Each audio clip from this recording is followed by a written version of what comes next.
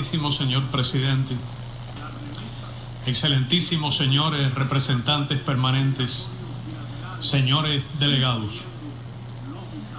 En el año 2020, Cuba, como el resto del mundo, tuvo que enfrentar los desafíos extraordinarios de la pandemia de COVID-19. El gobierno de los Estados Unidos asumió el virus como aliado en su despiadada guerra no convencional. Recrudeció de manera deliberada y oportunista el bloqueo económico, comercial y financiero y provocó al país pérdidas por alrededor de 5.000 millones de dólares. El presidente Donald Trump aplicó 243 medidas coercitivas unilaterales para restringir el arribo de viajeros estadounidenses y perjudicar terceros mercados turísticos. Adoptó medidas propias de tiempo de guerra para privarnos de suministros de combustible. Persiguió los servicios de salud que prestamos en numerosos países. Incrementó el acoso a las transacciones comerciales y financieras en otros mercados y se propuso amedrentar con la aplicación del título 3 de la ley Helms-Burton a inversionistas y entidades comerciales extranjeras. También impidió el flujo regular e institucional de las remesas a las familias cubanas. Asestó duros golpes al sector cuentapropista o privado y obstaculizó los vínculos con los cubanos residentes en Estados Unidos y la reunificación familiar. Todas estas medidas se mantienen hoy vigentes y en completa aplicación práctica y paradójicamente van conformando la conducta del actual gobierno estadounidense justamente en los meses en que Cuba ha experimentado el mayor incremento de infectados, el número más alto de fallecidos y un efecto económico superior de la COVID-19. La plataforma de campaña del Partido Demócrata prometía a los electores revertir rápidamente las acciones tomadas por el gobierno de Donald Trump, en particular la eliminación de las restricciones a los viajes a Cuba, las remesas y el cumplimiento de los acuerdos migratorios bilaterales, incluyendo los visados. Está demostrado que una amplia mayoría de los estadounidenses apoya el levantamiento del bloqueo y su libertad de viajar a la isla, y que los cubanos que viven en este país desean relaciones normales y bienestar para sus familias. Algunos culpan de esta perniciosa inercia a las ambiciones electorales asociadas a la Florida o a los equilibrios nada transparentes de las élites políticas y legislativas en Washington. ¿Qué pensarán de lo que ocurre quienes votaron por el presidente Joseph Biden? Señor presidente, el daño humano del bloqueo es incalculable. La vida de ninguna familia cubana escapa de los efectos de esta inhumana política.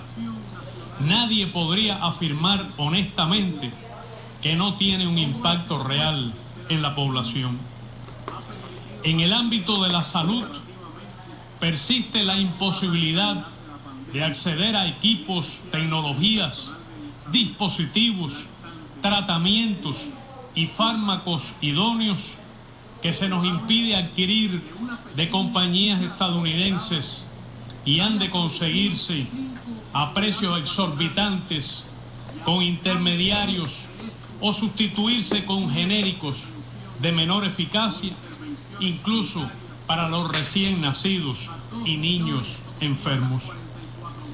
Pero ahora, el golpe artero a nuestras finanzas y los gastos asociados a la COVID-19 en el orden de los 2.000 millones de pesos y los 300 millones de dólares provocan además la falta o inestabilidad de medicamentos de uso hospitalario que representan la diferencia entre la vida y la muerte, y dificultades cotidianas a las personas para adquirir a tiempo la insulina, los antibióticos, los calmantes, los usados para tratar la presión arterial, las alergias y otras enfermedades crónicas.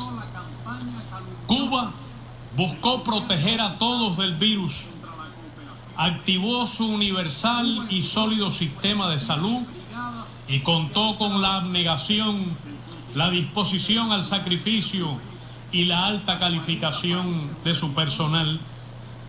Movilizó al potencial científico nacional y a su industria biofarmacéutica de nivel mundial y dispuso del apoyo y el consenso manifiestos del pueblo y en especial de los jóvenes y estudiantes que concurrieron como voluntarios a las zonas de riesgo y a las pesquisas epidemiológicas.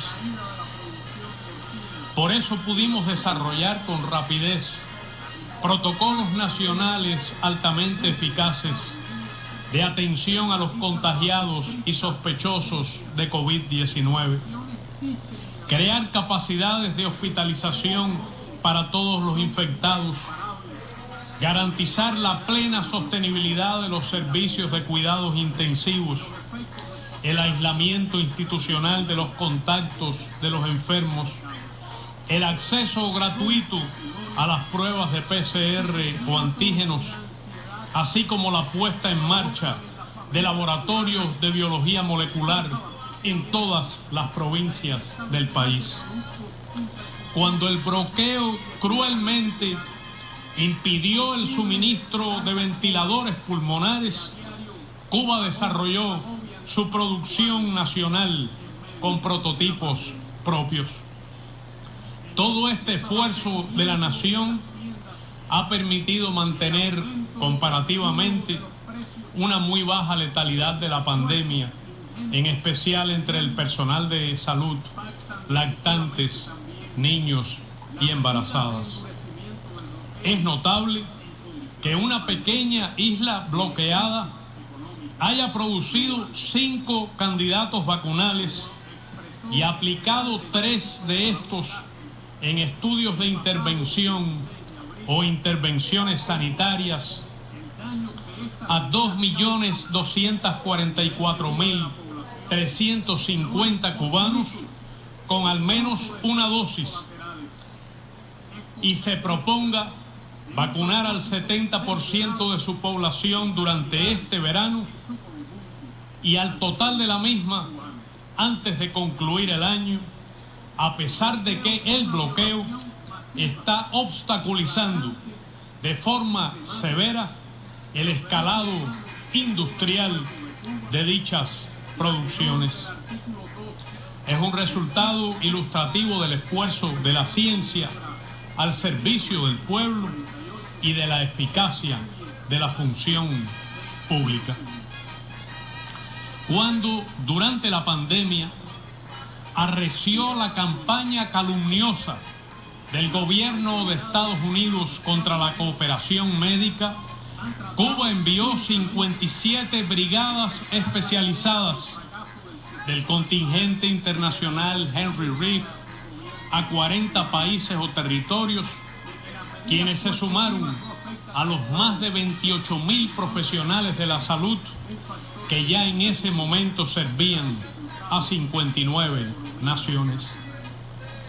El bloqueo también priva a la industria nacional del financiamiento para importar los insumos necesarios destinados a la producción de alimentos, que provocó la caída de la producción porcina y de otros bienes.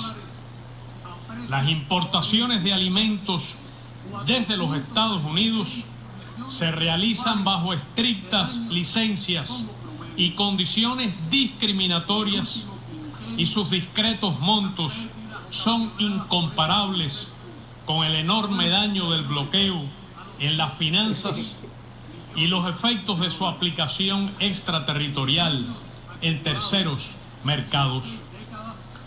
Doy testimonio del sufrimiento y la ansiedad que provocan en las familias cubanas el desabastecimiento y la inestabilidad de productos imprescindibles y de primera necesidad, visibles en largas colas que a diario agobian a los cubanos en medio de la pandemia. En el desabastecimiento de las tiendas y el aumento desmedido de los precios, pese a esfuerzos ingentes del gobierno, impactan decisivamente también las medidas de endurecimiento del bloqueo en condiciones de pandemia y de crisis económica global. Como expresó el general de ejército Raúl Castro el pasado 16 de abril, y cito, el daño que estas medidas causan al nivel de vida de la población no es fortuito ni fruto de efectos colaterales, es consecuencia de un propósito deliberado de castigar en su conjunto al pueblo cubano. Fin de la cita. El bloqueo es una violación masiva, flagrante y sistemática de los derechos humanos de todo el pueblo de Cuba, que a tenor del artículo 2, inciso C, de la Convención de Ginebra de 1948, constituye un acto de genocidio.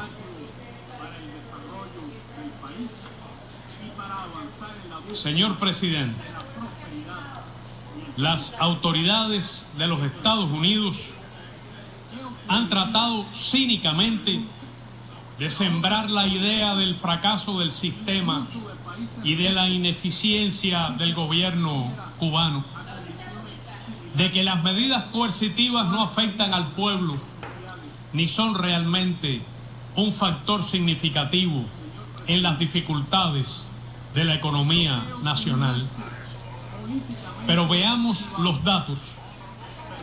Desde abril de 2019 hasta diciembre de 2020, el bloqueo produjo daños por 9.157 millones de dólares a precios corrientes, 436 millones mensuales de daños como promedio. En el último quinquenio, las pérdidas ocasionadas por este concepto fueron superiores a los 17.000 millones de dólares. Los daños acumulados en 6 décadas alcanzan 147.853 millones de dólares a precios corrientes, y al valor del oro 1.377.000 millones. El pasado 10 de junio, nuestro sistema bancario y financiero se vio obligado a suspender temporalmente la aceptación de depósitos en efectivo de dólares estadounidenses, medida imprescindible ante los obstáculos que provoca el bloqueo para disponer de esa moneda o darle valor de uso. Es un paso que se quería evitar, pero que resultó impostergable. Se trata de una guerra económica de alcance extraterritorial contra un pequeño país ya afectado en el periodo reciente por la recesión y la crisis económica global provocadas por la pandemia, que nos ha privado de ingresos indispensables como los derivados del turismo. Como afirmó el presidente Miguel Díaz-Canel el 19 de abril último, cito: nadie con un mínimo de honestidad y con datos económicos que son de dominio público puede desconocer que ese cerco constituye el principal obstáculo para el desarrollo del país y para avanzar en la búsqueda de la prosperidad y el bienestar. Fin de la cita. ¿Qué ocurriría, pregunto, a otras economías, incluso de países ricos, si se los sometiera a condiciones similares? ¿Cuáles serían los efectos sociales o políticos?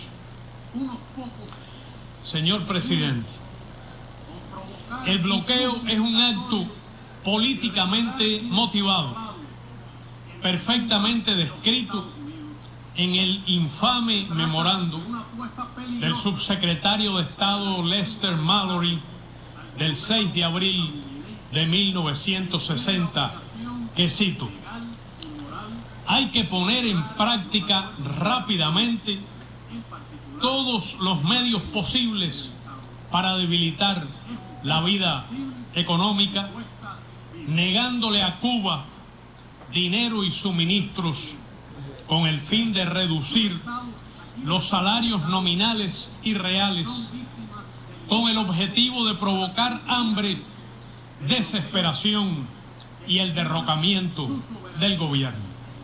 Fin de la cita. Lo complementa maliciosamente una intensa campaña de injerencia política en los asuntos internos, con programas de subversión a los que el gobierno de los Estados Unidos dedica cada año decenas de millones de dólares del presupuesto federal y sumas adicionales de fondos encubiertos. El propósito es producir inestabilidad política y social en el contexto de las dificultades económicas que el propio gobierno de los Estados Unidos causa. Calculan que si someten a la población cubana a penurias y promueven a líderes artificiales que inciten al desorden y la inestabilidad, podrían generar en las redes sociales un movimiento político virtual para llevarlo luego al mundo real. Emplean cuantiosos recursos, laboratorios sociales, herramientas de alta tecnología en una desenfrenada campaña dirigida a desacreditar a Cuba mediante el uso impúdico de la mentira y la manipulación de datos. Desatan un renovado macartismo, intolerancia ideológica y el ataque brutal contra quienes defienden la verdad. Algunos sueñan con provocar el caos social, el desorden, la violencia y la muerte. No es extraño, porque se trata de un arma política ya utilizada contra otros países con consecuencias desastrosas. Unos pocos deliran con provocar un flujo migratorio irregular y descontrolado entre Cuba y los Estados Unidos. Se trata de una apuesta peligrosa sobre la que hemos alertado al gobierno estadounidense quien tiene la obligación legal y moral de honrar los acuerdos migratorios, en particular en materia de visados. Es un tema sensible que cuesta vidas. Señor presidente, los estados aquí representados son víctimas del impacto extraterritorial del bloqueo que lesiona su soberanía, infringe sus legislaciones nacionales, los somete a decisiones de cortes de justicia estadounidenses y daña los intereses de sus compañías que deseen relacionarse con ambos países, todo ello en violación del derecho internacional. No es legal ni ético que el gobierno de una potencia someta a una nación pequeña por décadas a una guerra económica incesante en aras de imponerle un sistema político ajeno y un gobierno diseñado por ella. Es inaceptable privar a un pueblo entero del derecho a la paz, al desarrollo, al bienestar y al progreso humano. No es permisible, es inaceptable que el gobierno de Estados Unidos ignore por 28 años las sucesivas resoluciones de esta democrática y representativa Asamblea General de las Naciones Unidas. En septiembre del año 2000, el comandante en jefe Fidel Castro señaló en este podio, cito: hay que acabar de plantear con toda firmeza que el principio de la soberanía no puede ser sacrificado en aras de un orden explotador e injusto en el que, apoyada en el poder y su fuerza, una superpotencia hegemónica pretenda decidirlo todo. Fin de la cita. El reclamo de Cuba es que nos dejen en paz, es vivir sin bloqueo, que cese la persecución de nuestros lazos comerciales y financieros con el resto del mundo. Demandamos que se ponga fin a la manipulación, la discriminación y cesen los obstáculos a los vínculos de los cubanos que viven en los Estados Unidos con sus familiares en Cuba y con el país que los vio nacer. Reconocemos el esfuerzo de los que en este momento difícil han persistido en la comunicación y el apoyo a sus familias en la isla frente al odio y la persecución política. Muchos alegan pragmáticamente, incluso dentro del gobierno estadounidense, que se debe poner fin al bloqueo porque es una política anacrónica e ineficaz que no ha logrado ni logrará su objetivo y ha terminado por desacreditar y aislar a los propios Estados Unidos. Es inaceptable también manipular la lucha contra el terrorismo con fines políticos y electorales. En enero de este año, 9 días antes de la toma de posesión del actual gobierno, la administración del presidente Trump incluyó a Cuba en una lista arbitraria y unilateral de estados que supuestamente patrocinan el terrorismo internacional, que sin embargo tiene efectos importantes en el sistema financiero mundial. Nadie puede sostener con honestidad que Cuba sea un país patrocinador del terrorismo. Nadie. Revelaciones recientes dejaron en ridículo el último de los pretextos.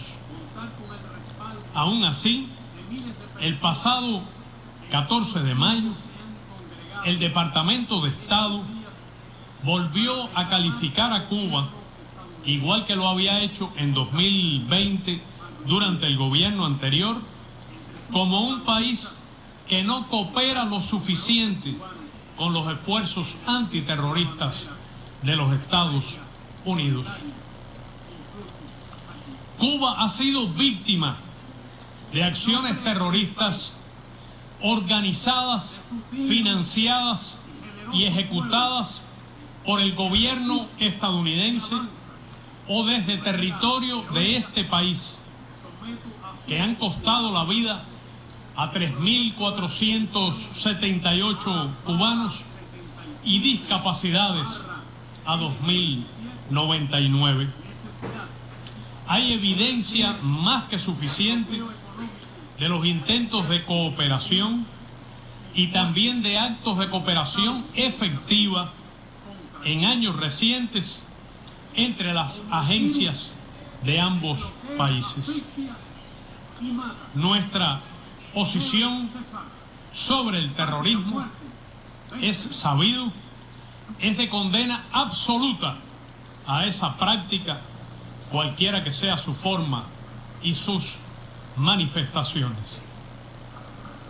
Señor presidente, por decisión soberana y para el bien de toda la nación, Cuba lleva años de esfuerzo sostenido en la actualización de su modelo y del Estado socialista de derecho y de justicia social, con el respaldo de una muy amplia mayoría de los ciudadanos en referendo libre, directo y universal.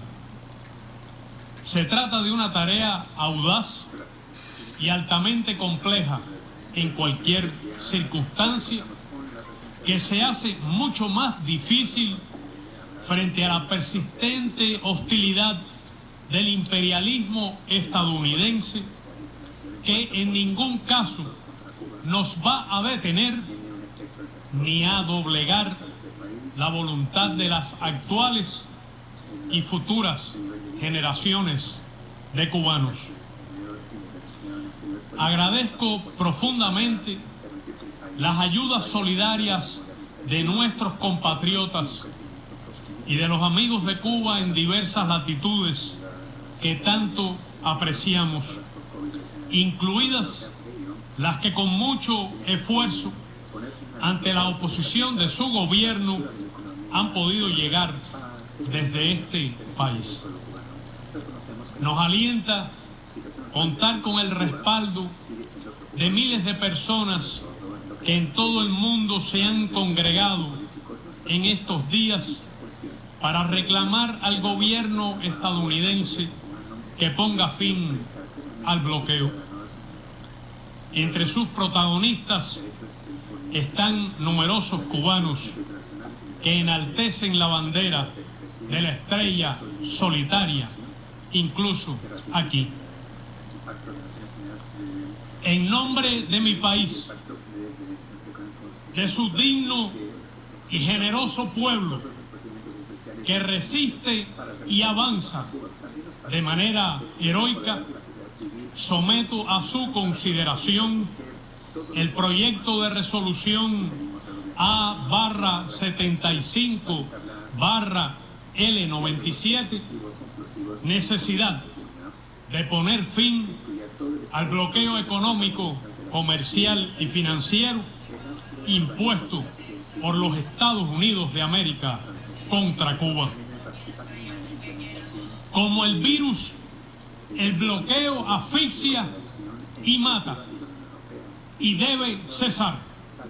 Patria o muerte, venceremos.